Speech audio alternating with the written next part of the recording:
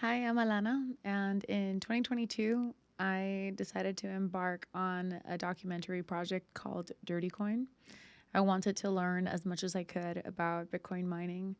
I have a unique background. I worked at Google Cloud as a video producer, so I was very familiar with data centers, their purposes, what they were built for. And when I looked into Bitcoin mining in Silicon Valley, I realized that it was starting to reflect more and more the data center industry. And so I saw a lot of overlap and wanted to work on a documentary that I felt was going to be globally relevant, something such as Bitcoin mining.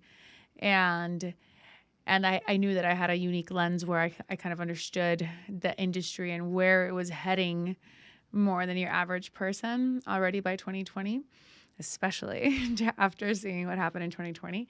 And so I interviewed many people about Bitcoin and Bitcoin mining and energy and climate change. And since 2022 have just been rodeado, surrounded by extremely smart people. And so I'm going through some of the interviews that just the whole thing couldn't make it in the film. I mean, there were so many great quotes that and so many great conversations that I had with extremely smart people that I just had to cut because I really wanted Dirty Coin, which is our feature documentary, to feel like cohesive, like one piece, one storyline.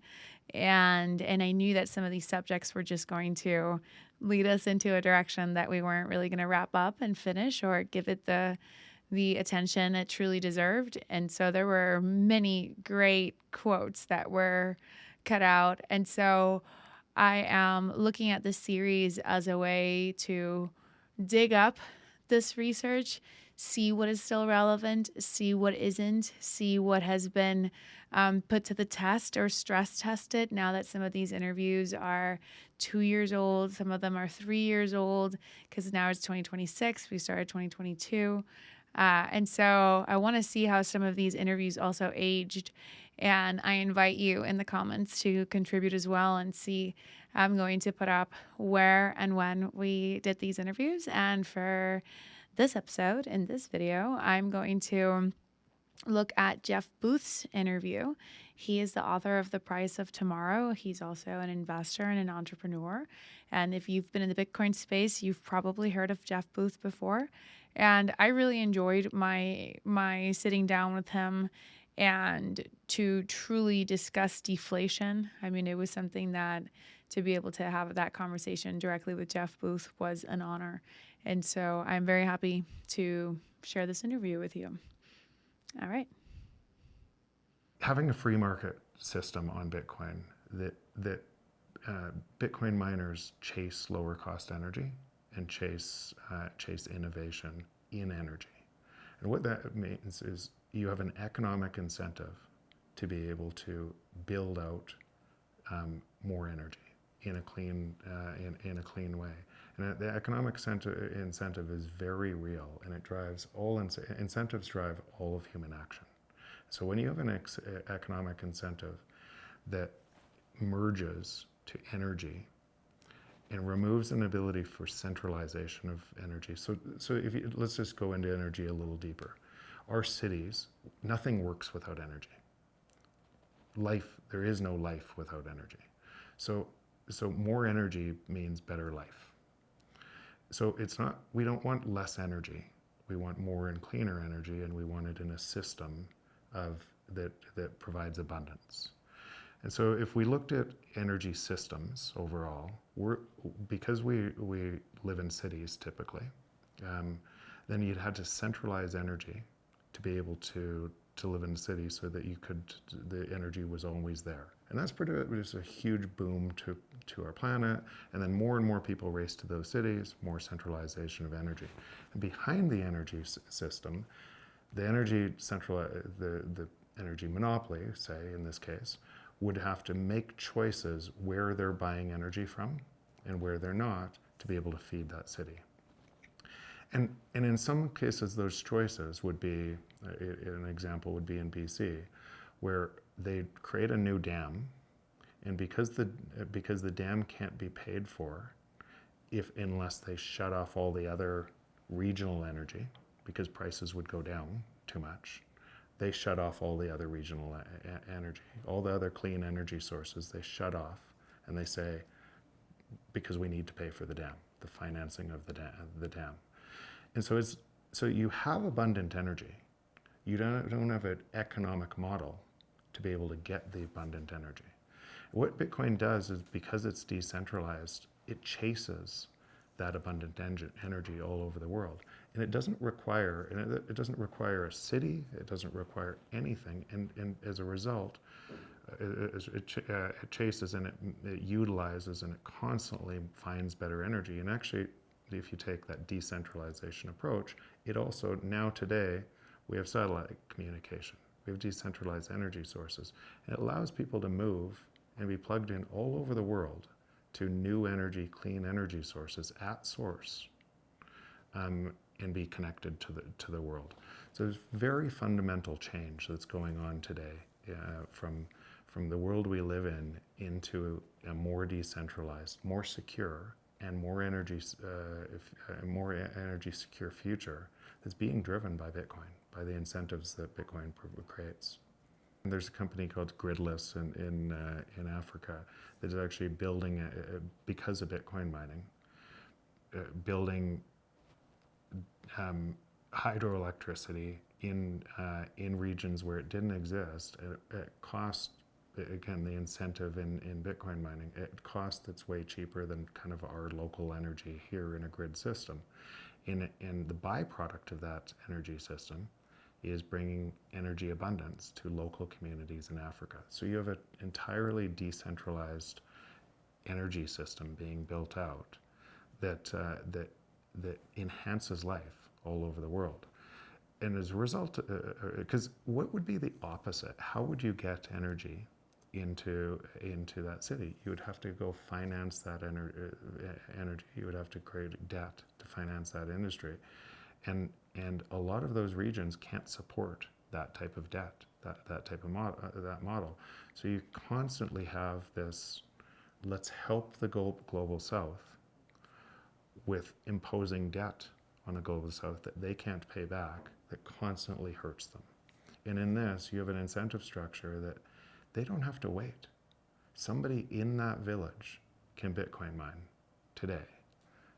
Anyone, or in next village, and they don't need financing to do it. It provides the financing, and then because it pays them, it creates an economic model, and then the byproduct of that is clean green energy for a region that expands and expands and expands.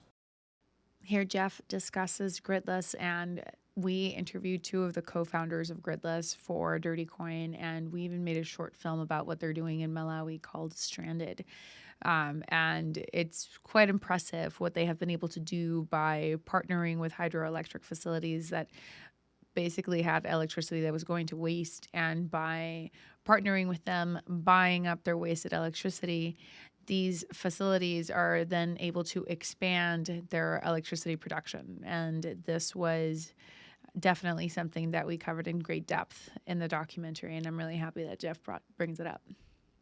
Bitcoin is neutral money that can't be manipulated, which allows the technology, which is deflationary, to flow to that productivity in the form of lower prices to flow to society. So, and nobody can change the rules. No institution can change the rules and say, I don't like prices coming down. I'm going to make them go up by manipulating money. It takes away that power to do that. And then in turn, it allows that productivity in the form of technology to flow to society. Another way of looking at it is people think Bitcoin's going up and down in price because they're measuring from a unit of account that is the existing system. We measure everything from the system we live in. And the system we live in is 10,000 times bigger today than Bitcoin. And so it has so much power over our minds. We try to make more money, and we know that money is being eroded in value over time. But Bitcoin isn't actually going up in price. It's only going up in price versus the manipulation of the system that people are in. What's actually happening is all prices are falling forever against Bitcoin, because Bitcoin's an open, decentralized protocol. What that means is every single person, you don't have to wait for your country to say yes. You don't have to wait for your business to say yes. You can say yes tomorrow. And the minute you say yes and start spending more of your time and energy in Bitcoin, that accrues to you. And if you stay in the existing system, the dangers of the existing accrue to you.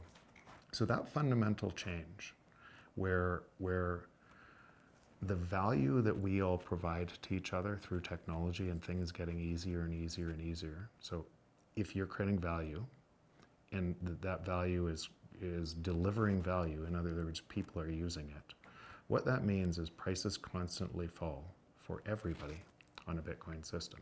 So you could, and it happens, it's emergent. People don't actually realize it's happening, but that's actually happening. In other words, you could hate Bitcoin and it still benefits you. And it doesn't benefit you as much as if you bought it and start spending your time in it. But because prices will fall on that system, it still benefits all of society, and nobody can change the rules. And so that is the only way to have abundance on a finite planet, where all of our ideas that constantly make our world better, that those ideas flow to society in the form of lower prices. And that's what Bitcoin allows, and it changes literally everything. But why it's hard to see for people that are living kind of a fiat life inside that system, because they're so penalized by that system that their time is so wasted in that system. They're working harder and harder for less and less, that they don't question the system that they live in. And they find it even hard to do the work to understand what's happening with Bitcoin, because they're so married to that system. But if they stepped out, they would see what is happening, and that's just going to accelerate through time, and it changes literally everything. Would this be the first time in history where something like that happened?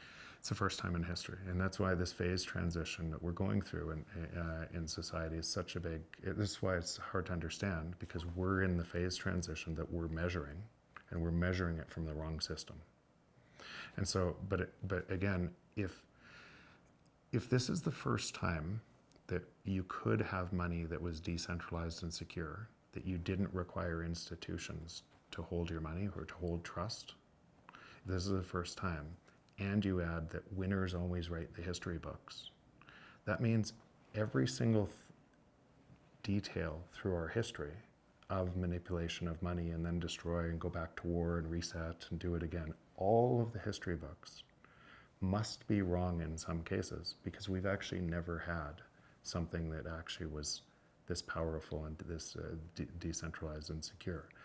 And so it really is a change forward that allows humanity to thrive and move through this transition. I'll go even one further in this.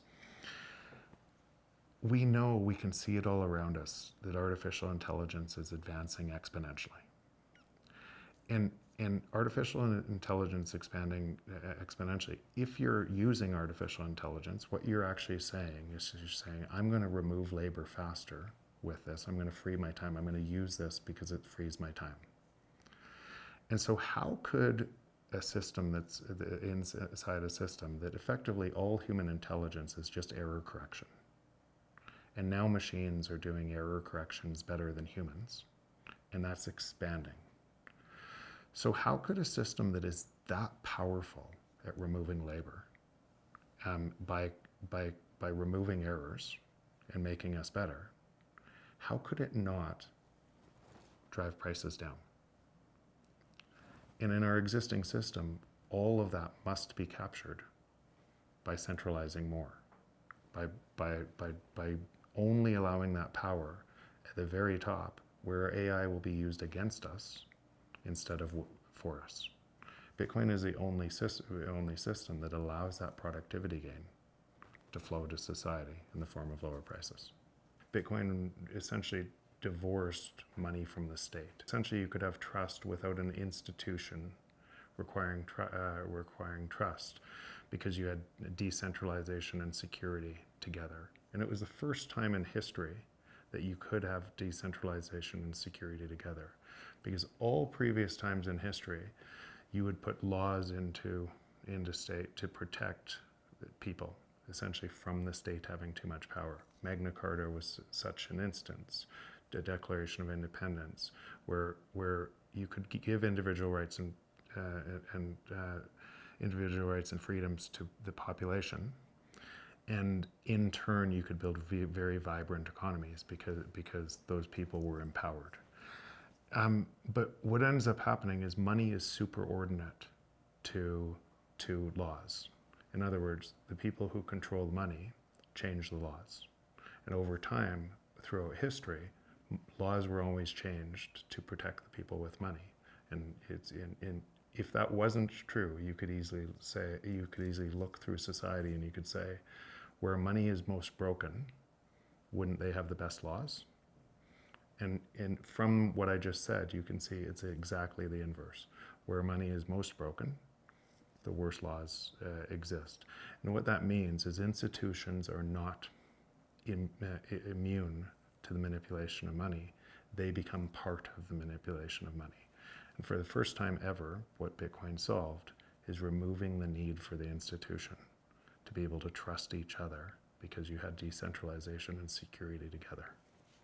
So there's a lot of people that are worried about climate change and environmental problems, and many people are stuck inside a system that predicates that you could grow forever on a finite planet by manipulating money without consequences. And ironically, the very nature of the system that they're fighting for to solve climate change makes sure that the dangers of our planet and destroying its environment are worse and worse, because it presupposes you can grow forever on a finite planet. Bitcoin is the only thing that I've seen that actually removes that risk. And why does it remove that risk? Is because we would never vote for a system where our real income goes up each year, but our real wages go up each year, but we get paid less. We're so used to a system where we want more and more money, we don't realize that the money underneath the money we want is being manipulated. So if a politician said to you, I'm going to give you less money next year, but in real terms, prices are going to fall more than that, you wouldn't vote for them. So essentially, you're voting for people all over the world who are lying to you, and you want them to lie to you. And it's such a big deal that we would never vote for a system like Bitcoin, that it removes the control of money from people and puts it into us, and allows essentially all of the abundance gained from technology, the productivity gained from technology, to flow to society. Instead, we're voting for a system today, in the existing system, where all of that abundance from technology has to be concentrated in very few hands, who will continue to drive further and further concentration by manipulation of money. And if you tie that if you keep on going and you tie that to climate change, what that means is all of the innovation trying to solve climate, where you'd have technology that could solve climate and reduce price as a result, every time something like that delivers value and reduces prices, if the existing system would fail spectacularly because it's based on credit if prices kept falling. So every time you have innovation that's driving prices lower, you have to manipulate money faster to make prices go up. So there are two different systems, and Bitcoin it fixes climate change, it fixes productivity, it fixes so many things, because it's a different system outside of the system we live in. But climate change, in fact, you could just really simply say inflation equals climate change. Wow. Okay, so 100 years in the future, we won't have to work at the rate anywhere near. What we do today. In fact, if you actually measured how much we should be able to work for the same living standards as we have today, we should be able to work about 10 hours a week and achieve the same living standards we live today. That's not the way the world works. I mean, everyone in the world that would look like today. Instead, the world looks like very few people don't have to do anything, and everybody else has to work harder and harder and harder. That's the way the world looks today. Today, if you allowed technology to reduce prices instead of have a system that must make them increase, that productivity would have already flowed to society, and globally, you'd be working 10 hours a week versus that for a higher living standard. If you extrapolate that exponential trend on technology and what's happening, that will fall faster and faster and faster. So what it means is if you're producing value for somebody else, measured, then you're getting paid more in Bitcoin. Right? And so there's an incentive to provide value to others. And because what ends up happening with prices typically is prices, unless they're centralized or controlled or regulated, prices fall to the marginal cost of production. It's the same reason why the calculator app on your phone is free. It's not free because of advertising. It's free because nobody wants to create the next calculator app. There's no money in it anymore. It's the same reason why your photos are free. So you use more photos today. It's and 20 years ago, there was this company called Kodak and all of the supply chains and everything else and all the people employed, so you could take very few photos. And then when you got them, oh, I didn't get it, right? Now you take unlimited, and it's improved your life, and it's free. And there's no company in the way, or the entire ecosystem that's created that is way less cost, more efficient. That happens everywhere. And what ends up happening is, it's the same reason why the air you're breathing is free.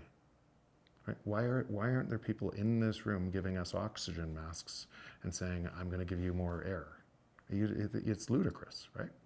And it's because it's abundant. And abundance, because of the prices falling to the marginal cost of production, abundance moves to free.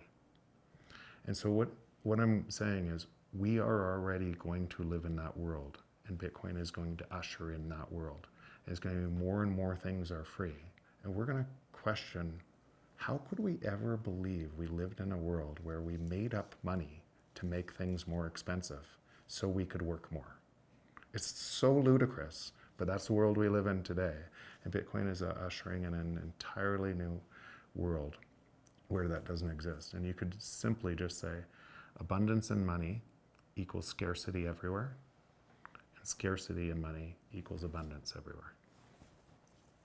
All right, there's Jeff's interview. As you can see, there were some really brilliant topics that we went over.